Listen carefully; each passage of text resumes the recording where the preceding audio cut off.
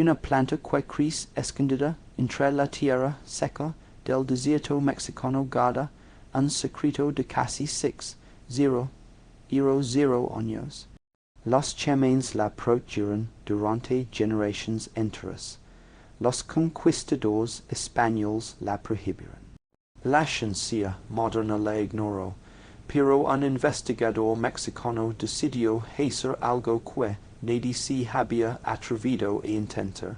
Jacobo Grinberg tomó esa planta, se fue al desierto con los chamanes que la usaban, y la estudió con las herramientas de la ciencia.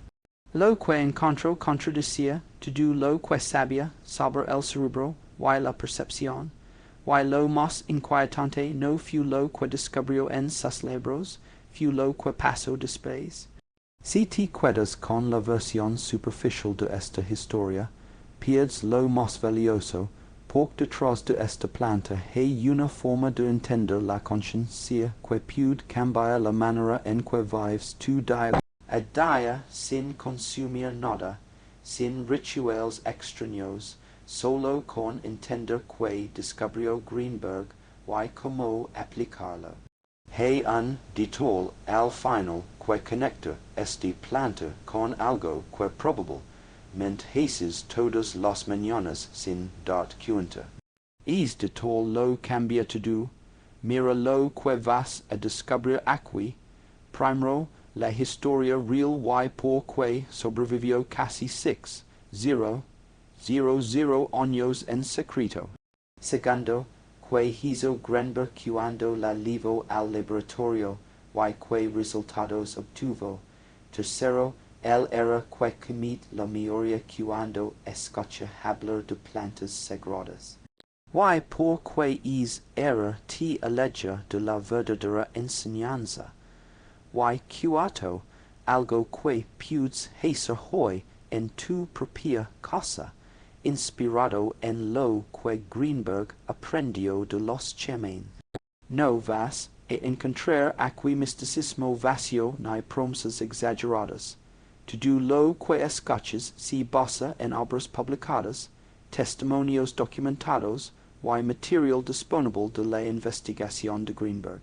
Lo que sí vas a encontrar es una forma distinta de mirar tu entorno. Empieza con algo tan simple como la planta que tienes en tu ventana. Pero lo más revelador de todo, lo que vas a descubrir hacia el final, es que Grinberg propuso que la relación entre una persona y una planta podía alterar algo invisible que él llamaba la retícula. Y esa idea que suena extraña, tiene una aplicación directa en cómo organizas tu hogar. La planta se llama pilot. Su nombre viene del náhuatl, que significa algo así como suave o sedoso. Es un cactus pequeño, sin espinas, casi redondo, que crece pegado al suelo en los desiertos del norte de México. A simple vista parece insignificante. Podrías pisarlo sin darte cuenta, pero es cactus diminuto lleva acompañando a los seres humanos desde antes de que existieran las pirámides de Egipto. En unas cuevas del Río Grande, en Texas, se encontraron restos secos de pelot. Los analizaron con pruebas de carbono y resultaron tener una antigüedad de entre 3.783 660 antes de Cristo. Eso significa casi 5.700 años. Y lo más sorprendente es que esos restos todavía contienen el compuesto activo de la planta. Es la muestra botánica más antigua con propiedades activas que se ha encontrado en el mundo. Piensa en eso un momento. Una planta tan poderosa que después de casi 6.000 años enterrada en una cueva seguía conservando su esencia. Los pueblos que la conocían la trataban como algo sagrado. Los hickols, que hoy se llaman así mismos wixárikas, consideran al pelot un dios viviente. Lo llaman jicuri, cada año hacen una peregrinación de cientos de kilómetros hasta el desierto de Hiracuta en San Luis Potosí para recoltarlo con ceremonias que llevan repetición durante siglos.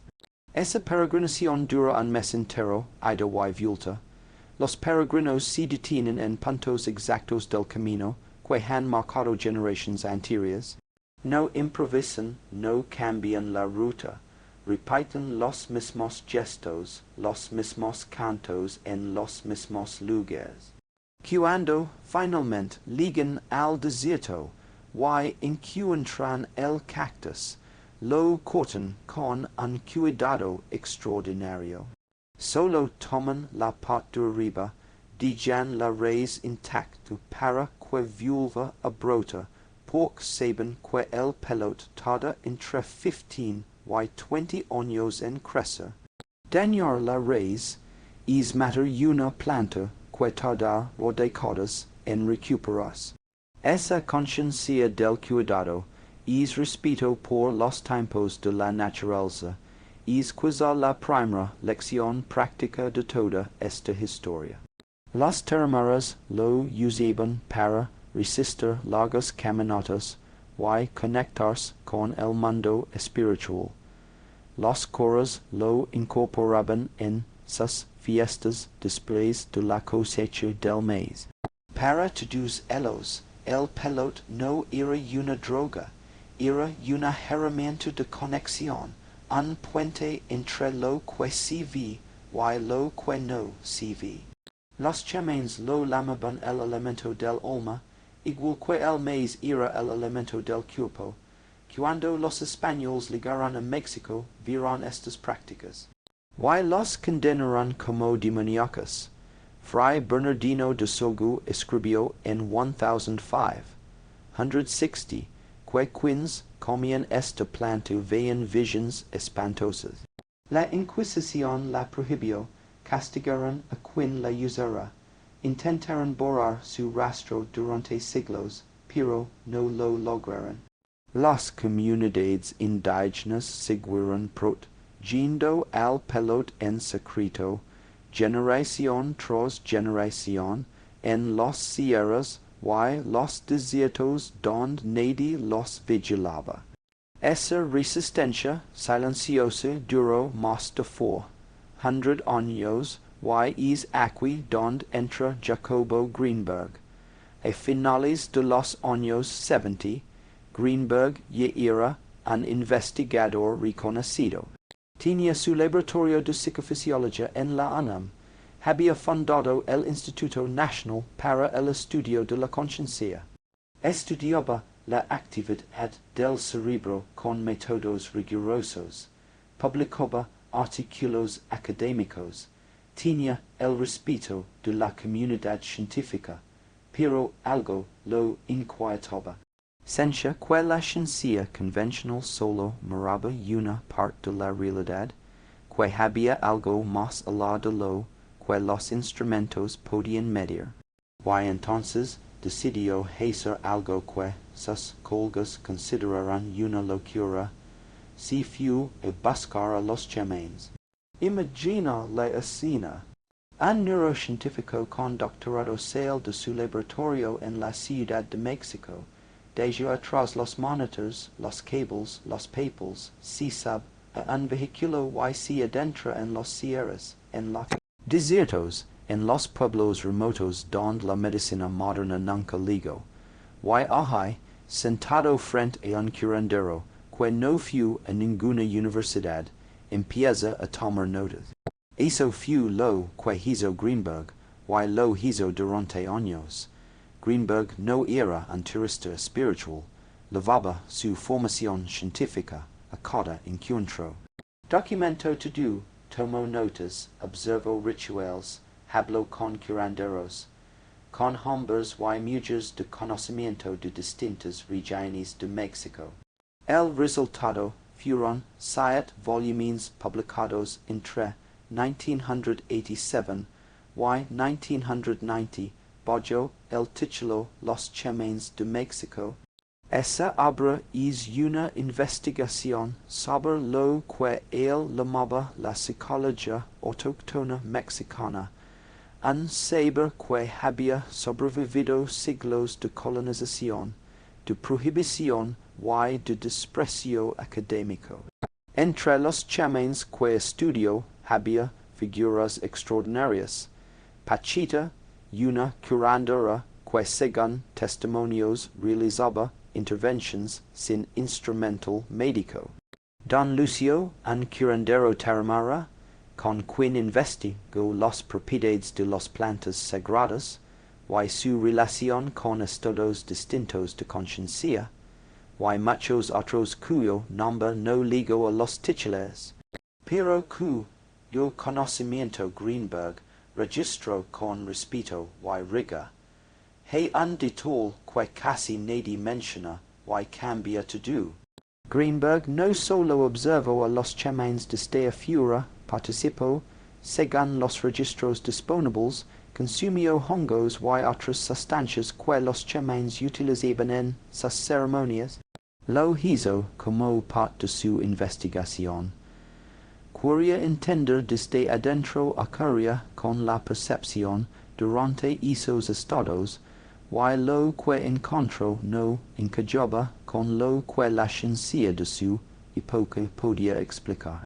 Según su marco teórico, lo que observó en los chamanes y en su propia experiencia lo llevó a proponer algo revolucionario. Grinberg sugirió que existe lo que él llamó un campo energético que rodea al cerebro, y que ese campo interactúa con algo más grande, una especie de red que conecta todo el espacio y el tiempo. Él la llamó la retícula. En palabras simples, propuso que la realidad que percibimos no es fija, es el resultado de cómo nuestro cerebro procesa información de esa red invisible. Y los chamanes, según Grinberg, habían aprendido a modificar esa interacción.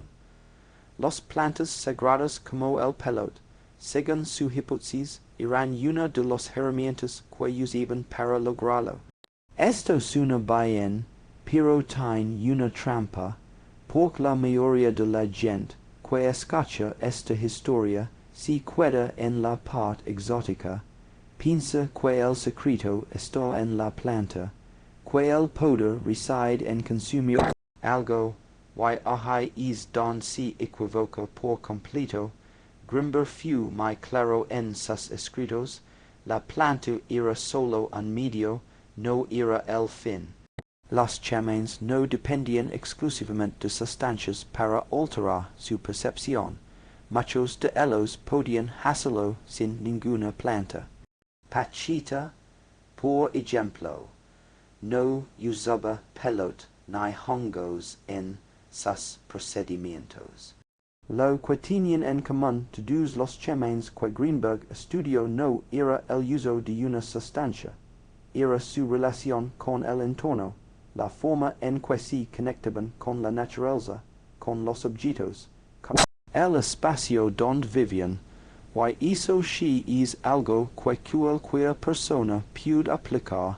Te suena, piensa en tu propia casa, en cómo te sientes cuando todo está desordenado, en cómo cambia tu ánimo cuando limpias un espacio, en cómo una planta en la ventana puede transformar la energía de una habitación.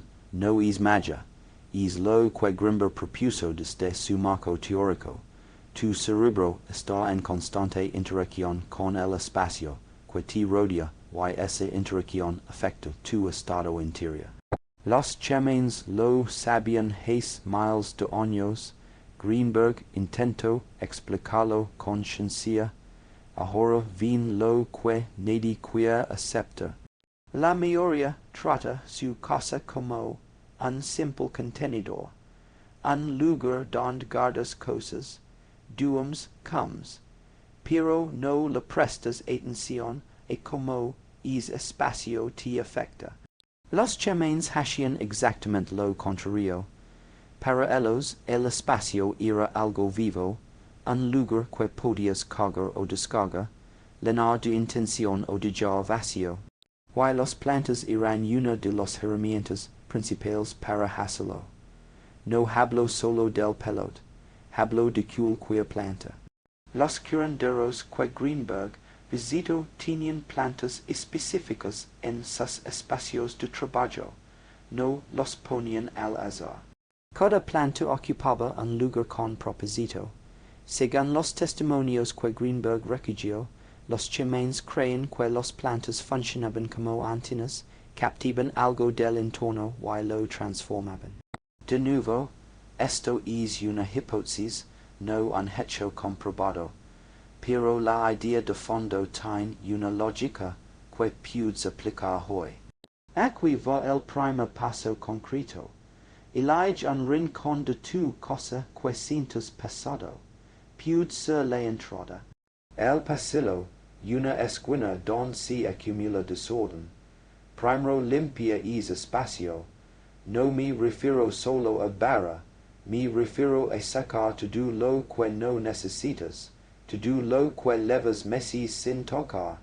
Los chamanes que Grinberg estudió empezaban cada ritual limpiando el espacio. Antes de cualquier ceremonia, antes de cualquier planta, el espacio debía estar limpio. Eso era innegociable. Segundo, coloca una planta viva en ese lugar, no artificial, viva. Puede ser una sabila, un romero, una ruda, lo que consigas en tu zona.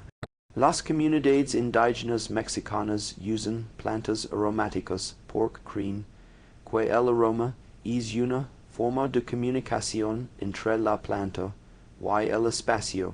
Tercero, cada mañana cuando pases por ese rincón, detente 3 segundos, solo 3, mira la planta, respira y sigue con tu día. Es simple, lo es, pero esa pausa de 3 segundos es más poderosa de lo que crees. Pero aquí viene lo peor. La mayoría hará esto una vez y lo abandonará. ¿Sabes por qué? Porque espera resultados inmediatos, quiere sentir algo mágico en el momento, y cuando no pasa nada espectacular lo deja. Era los chamanes que Grinberg estudió no esperaban resultados instantáneos. Sus prácticas eran diarias, repetitivas, silenciosas. Un chamán puede pasar 20 años aprendiendo antes de llegar su primera ceremonia con pilot, 20 años. Y eso es porque entendían algo fundamental. La conexión con el espacio se construye con repetición, no con intensidad puntual. Grinberg observó este patrón en todos los chamanes que visitó. No importaba la tradición, no importaba la región, todos comparten esa disciplina diaria, esa relación constante con su entorno. Y Grinberg propuso, según su teoría sintética, que la repetición de una acción consciente modificaba lo que él llamaba el campo neuronal de la persona. Cada vez que repites una acción con atención según su marco, estás alterando la forma en que tu cerebro procesa la realidad. Estás cambiando tu retículo personal. Hay una pregunta que me gustaría que pienses. ¿Cuántas veces al día interactúas con tu cosa de forma consciente? No en automático, no de pasada, de forma consciente. Si la respuesta es pocas o ninguna, entonces estás diciendo que tu entorno te afecta sin tu participación. Estás viviendo en piloto automático dentro de tu propio hogar. Y eso, según lo que Grinberg observó en los chamanes, es exactamente lo que impide que sientas paz en tu espacio. El segundo paso es más profundo, tiene que ver con la palabra. Los chamanes que Grinberg documentó no solo usaban plantas, usaban el sonido, la voz, la intención expresada en palabras. En las ceremonias con piloto, los cantos eran tan importantes como la planta misma. Los hijos tienen cantos específicos que repiten durante horas en sus rituales. No son canciones al azar, son palabras precisas elegidas por generaciones que según su tradición activan algo en el espacio y en la persona. Grinberg propuso que el sonido, igual que las plantas, funcionaba como un modulador de la retícula. Según su hipótesis, cuando una persona emite sonido con intención, el campo neuronal cambia su patrón. No estamos hablando de grita, ni de recitar fórmulas mágicas. Estamos hablando de algo más sencillo. Pronunciar una palabra con claridad y con propósito. Cada mañana, cuando te detengas frente a la planta de tu rincón, di una sola palabra en voz alta. Puede ser paz, puede ser claridad, puede ser fuerza, puede ser salud, la que tú necesitas hoy. Dila mirando la planta, dila con intención, no como un mantra vacío, como una declaración de lo que quieres sentir en tu hogar. Y aquí hay un detalle que marca la diferencia. No cambies la palabra cada día. Elige una y repítela durante al menos una semana. Los chamanes repiten sus cantos durante horas, no cambiaban la letra cada 5 minutos. La repetición es la que genera el efecto.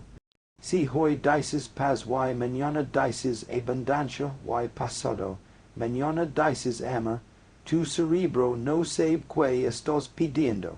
Es como plantar una semilla y desenterrarla cada día para ver si creció. Elige, repite, confía en el tiempo. Los chamanes lo hacían con cantos completos, pero la esencia es la misma. El sonido con intención modifica el espacio. Al menos eso proponía Grinberg desde su marco teórico. Si alguien te dice que esto no sirve, que es superstición, pregúntale algo. Pregúntale como si, cuando alguien le grita en su propia casa. Pregúntale cómo cambia el ambiente de una habitación cuando hay una discusión fuerte. Todo el mundo sabe que las palabras afectan el espacio. Lo que Grinberg hizo fue intentar explicar por qué. Esto aquí suena fácil, pero ahora se complica porque hay errores que la gente comete cuando intenta llevar esta práctica a su vida diaria. Y si los cometes no solo no funciona, puede ser contraproducente. El primer error es llenar la casa de plantas sin criterio. Poner 10 macetas en cada habitación pensando que más es mejor, número los chamanes que Grinberg observó eran selectivos. Cada planta tenía un propósito y un lugar. Un exceso de plantas en un espacio pequeño puede generar la sensación opuesta a la que buscas. Humedad, desorden visual, carga, empieza con una. Cuando sientes que es rincón cambio, puedes agregar otra en otro lugar, pero no antes. El segundo error es hacerlo sin limpiar. Primero, he visto personas que ponen una planta bonita sobre una mesa llena de papeles viejos, medicinas caducas y objetos rotos. Eso no funciona. Es como intentar plantar una semilla en tierra envenenada. Los chamanes siempre limpiaban primero, siempre. No había excepción. Si tu casa tiene objetos que te generan malestar, fotos que te traen malos recuerdos, ropa que llevas años sin usar, eso tiene prioridad. Primero sacas lo que sobra, displays colocas la planta, el tercer era es el más sutil y el más dañino. Es hazlo esperando que la planta haga el trabajo por ti, que la sibila absorba las malas energias, que el romero limpie tu cosa mientras tu duermes. No, la planta no trabaja sola. Según lo que Grinberg propuso, la planta es un punto de enfoque para tu propia atención. Es un recordatorio físico de tu intención. Cuando la miras cada mañana y dices tu palabra, no es la planta la que cambia, eres tú. Tu campo neuronal, según el marco de Grinberg, se está reorganizando en torno a esa intención repetida. La planta solo te ayuda a no olvidar. Un caso real que ilustra esto. Una señora de Puebla de 62 años llevaba meses sintiéndose agotada en su propia casa. Dormía mal, se despertaba con angustia. Su médico no encontraba nada físico. Un día, por consejo de una amiga, decidió limpiar la entrada de su casa. Sacó un mueble viejo que llevaba ahí 15 años. Un mueble que había sido de su madre y que le recordaba una época difícil. En su lugar puso una maceta con albahaca. Cada mañana se detenía al salir, tocaba las joyas y decía en voz baja la palabra cama. A las 3 semanas, su hija le preguntó que había cambiado, porque la notaba distinta, más tranquila, más presente. No fue la albahaca, fue lo que la albahaca representaba, un acto de limpieza, un acto de intención, un acto de repetición consciente, exactamente lo que Grinberg observó en los Chamanes. Pero había algo que Grinberg no sabía todavía, algo que tardaría años en entender. Lo que descubrió en sus viajes con los Chamanes no fue solo una teoría sobre plantas y espacios, fue algo más profundo. Grinberg observó que los chamanes más poderosos no eran los que usaban más plantas, ni los que hacían rituales más elaborados. Eran los que tenían la relación más limpia con su entorno inmediato, su casa, su familia, su comunidad.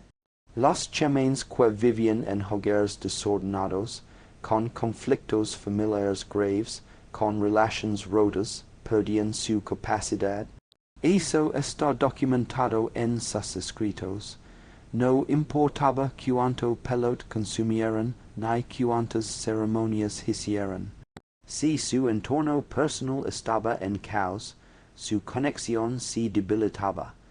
Esto confirma algo que probablemente ya intuyes. No puedes tener paz interior si tu hogar es un campo de batalla. No puedes sentir claridad si tu espacio está lleno de objetos que te pesan, y no puedes conectar con nada más profundo si tu relación con tu entorno más cercano está rota. La planta en el rincón no es un adorno, es un espejo. Refleja cuánta atención le das a tu espacio, cuánto respeto le tienes a tu hogar, cuánta intención pones en el lugar donde vives. Como sabes si esto está funcionando? Las señales son sutiles, pero reales. Primero, empiezas a notar cosas en tu casa que antes no veías. Una mancha en la pared, un objeto fuera de lugar, un olor que no habías percibido. Eso significa que tu atención se está afinando. Segundo, te sientes incómodo con el desorden. Lo que antes podías ignorar ahora te molesta. No es obsesión, es que tu nivel de sensibilidad está subiendo. Tercero, la gente que te visita comenta algo. Puede ser tan simple como que tu cosa se siente distinto o que el DIF rent oque do paz. Cuando alguien de fura lo no, de sin que tú digas nada, esa es la señal más clara de que algo cambió. Why si no funciona, si llevas semanas haciéndolo, why no notas nada, hay dos razones posibles. La primera es que no estás siendo constante. Ese es el ritual de la planta, 3 días y luego lo olvidas una semana, eso no sirve. La repetición es la clave. Los chamanes no practicaban cuando les apetecía, practicaban todos los días, lloviera, hiciera frío, estuvieran cansados. Sin excepción, un chamán puede estar enfermo, y aún así cumplía su ritual diario porque entiende que la constancia no es un esfuerzo, es una forma de vivir. La segunda razón es que estás ignorando algo más grande. Puede que tengas un objeto en tu casa que necesitas sacar, una relación que necesitas resolver, un espacio que necesitas cerrar. Grinberg documentó que algunos chamanes perdían su capacidad cuando ignoraban conflictos personales graves. No importaba cuántas ceremonias hicieran. Si había algo sin resolver, la práctica no rendía frutos. A veces la planta no funciona porque está señalando algo que no quieres ver, algo que llevas meses postergando, un cajón que no abres, una habitación que no limpias, una conversación que no tienes. Ahí está la respuesta, no en la planta, en lo que evitas. Si sientes que esto te resuena, si algo de lo que acabas de escuchar te hizo pensar en tu propia casa, en tu propio espacio, entonces suscríbete a este canal. Aquí rescatamos las investigaciones de Grinberg, y los traducimos en acciones concretas para tu vida diaria, no para quedarnos en la teoría, para que puedas aplicar algo real cada vez que notas. Escuchas. Ahora viene la parte que conecta todo, la aplicación a tu vida diaria, porque una cosa es entender la historia del piloto y otra es saber que hacer con ese conocimiento sin necesidad de decir una buscar un chamán. El piloto les enseñó a los chamanes algo que Grinberg documentó con claridad. La percepción no es pasiva, no es una cámara que graba lo que hay afuera, es un participante activo de lo que experimentas, y tu hogar es el primer escenario de esa participación. Cada objeto que eliges tener en tu casa está moldeando tu percepción, cada color, cada textura, cada olor. Todo eso, según lo que Grinberg propuso, interactúa con tu campo neuronal y afecta la forma en que te sientes. Las chamanes wixáricas no decoraban sus casas por estética, lo hacían con intención. Cada objeto ceremonial tenía un propósito, cada color representaba algo. Grinberg registró que en los hogares de los chamanes más experimentados había una limpieza, y un orden que no era casual, era parte de su práctica espiritual. No separaban la vida cotidiana de la vida sagrada. Para ellos, preparar alimentos era un acto sagrado. Ver el piso era un acto sagrado. Colocar una ofrenda en la mesa era un acto sagrado. Aquí va el ejercicio completo que puedes empezar hoy. Primero, elige el rincón, el más descuidado de tu casa. Segundo, saca todo lo que hay ahí. Todo, limpia el espacio con agua y un poco de sal. No hace falta nada más. Tercero, coloca una planta viva, pequeña, aromática si puedes. Cuarto, cada mañana detente 3 segundos frente a ella. Dai tu palabra una sola en voz alta. Quinto, una vez a la semana, limpia los hojas de la planta con un paño humido. Mientras lo haces, piensa en lo que quieres para tu hogar esa semana. Sexto, observa. No juzgues, no busques milagros, solo observa que cambia en ti, y en tu espacio a lo largo de los días. Los chamanes tardaban años en dominar su práctica. Tú no necesitas años, pero sí necesitas semanas. Dale al menos un mes antes de evaluar si funciona o no. Y hay una séptima acción que la mayoría ignora. Grinberg documentó que los chamanes nunca practicaban solos cuando podían evitarlo. Los rituales con piloto eran comunitarios. Las ceremonias involucraban a familias enteras. Había un componente social que amplificaba el efecto. ¿Qué significa eso para ti?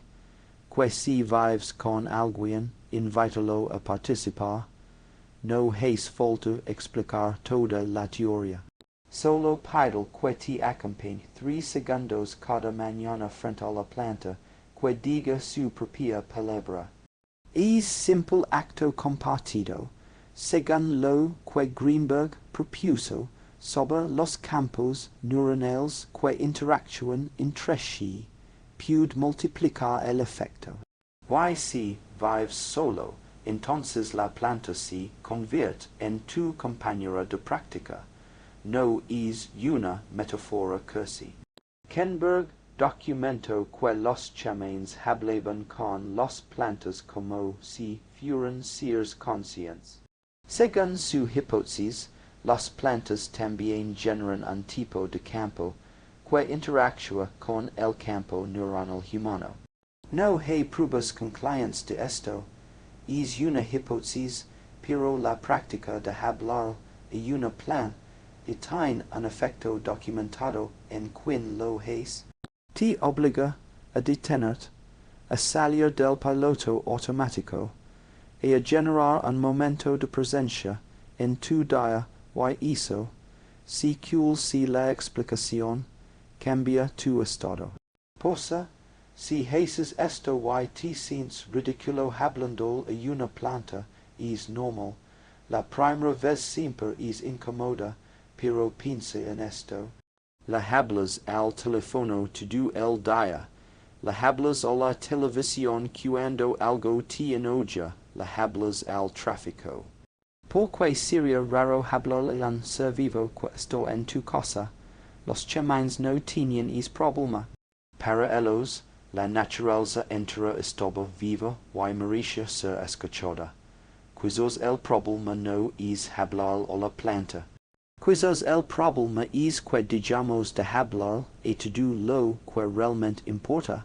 Ahora ven algo que pocas personas conectan. La ansiedad que sientes muchas veces no viene de tus pensamientos, viene de tu espacio. Un hogar desordenado genera una señal constante de estrés. Tu cerebro detecta es caos, aunque no lo pienses conscientemente, y responde con inquietud, con insomnio, con irritabilidad. Los chamanes lo sabían. Por eso el primer paso de cualquier sanación era limpiar el espacio, no la mente el espacio, porque al limpiar el espacio, la mente empieza a ordenar sola. Grinberg observó esto una y otra vez en sus visitas a los chamanes. El orden externo precedía al orden interno, no al revés. Piensa en lo que pasa cuando llegas a un hotel limpio, a un lugar nuevo, donde todo está en su sitio, donde huele fresco, donde no hay objetos que te recuerden problemas.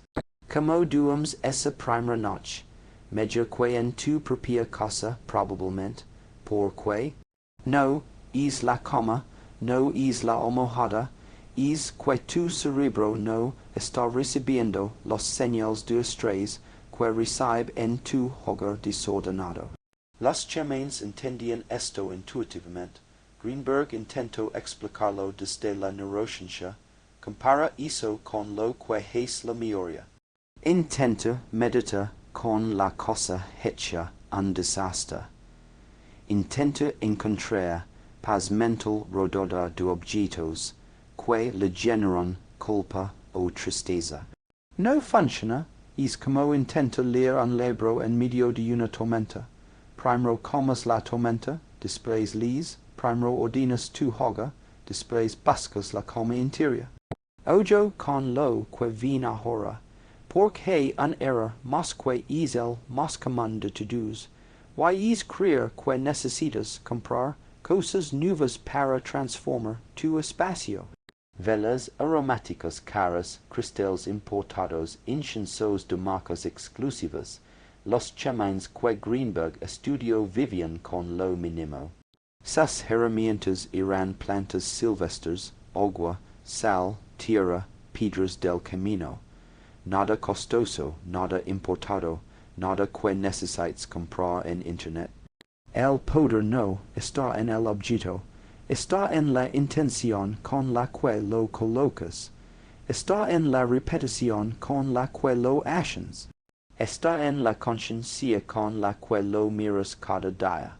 Olvida todo lo que acabas de ver por un momento y piensa en esto. Hace casi 6.000 años, alguien en el desierto encontró un cactus pequeño, sin espinas, casi invisible entre la arena. Lo cortó con cuidado, dejando la raíz para que volviera a crecer.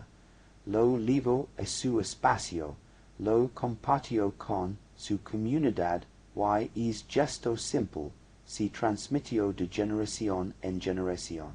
Durante miles de años sobrevivió a imperios, a prohibiciones, a la Inquisición, a siglos de desprecio. Y cuando Grinberg llegó a esos desiertos en los años 80, encontró esa tradición viva, intacta, funcionando igual que hace 1000 años, los mismos cantos, las mismas rutas, el mismo respeto, como si el tiempo no hubiera pasado. Hay algo en esa imagen que debería sacudirnos en un mundo donde cambiamos de opinión cada semana, donde abandonamos hábitos en 3 días, donde nos cansamos de todo antes de dar tiempo a funcionar. Existe un pueblo que ha repetido el mismo ritual durante 6.000 años. Esa constancia no es terquedad, es sabiduría. Es la misma constancia que necesitas para transformar tu hogar. No una limpieza a fondo una vez al año, 3 segundos cada mañana, una palabra cada día, una planta a la que le prestas atención. Eso es todo. Si algo puede sobrevivir 6.000 años, merece que le prestes atención, no para repetir lo que hacían los antiguos, sino para entender el principio que hay debajo. Cuida tu espacio, pon intención en lo que te rodea, habla con claridad sobre lo que quieres para tu hogar. Repítelo cada día, eso no lo inventó ninguna moda. Lo descubrieron personas que vivían pegadas a la tierra y Grinberg tuvo el valor de estudiarlo cuando nadie más se atrevía. Todo lo que has escuchado aquí está basado en obras publicadas y material disponible de las investigaciones de Grinberg. Las hipótesis son hipótesis, los hechos son hechos. Y la práctica que te he compartido no requiere nada extraordinario, solo tu atención y tu constancia. Si algo de esto te hizo pensar en un rincón de tu casa que necesita atención, escríbelo en los comentarios. ¿Cuál es rincón? La entrada, la cocina, el cuarto que usas para guardar todo lo que no sabes dónde poner. Nombra es lugar por cuando lo nombras empieza a cambiar. El pelot sobrevivió 6.000 0. Iro 0 años por siempre hubo alguien dispuesto a aprovecharlo. 2. Hogar necesita lo mismo. Alguien dispuesto a cuidarlo con intención. Alguien que se detenga 3 segundos cada mañana y diga una palabra con propósito. Es alguien tú. Y empieza hoy. Pero hay algo que Grinberg descubrió sobre el poder de las palabras que va mucho más allá de lo que hemos hablado aquí. Algo que conecta directamente con los cantos de los chamanes y con una práctica específica que, según su marco, podía alterar la retícula de una persona con una sola frase repetida con suficiente intención. Esa historia la contamos en otro video de este canal y cambia por completo la forma en que entiendes el poder de lo que dices cada día.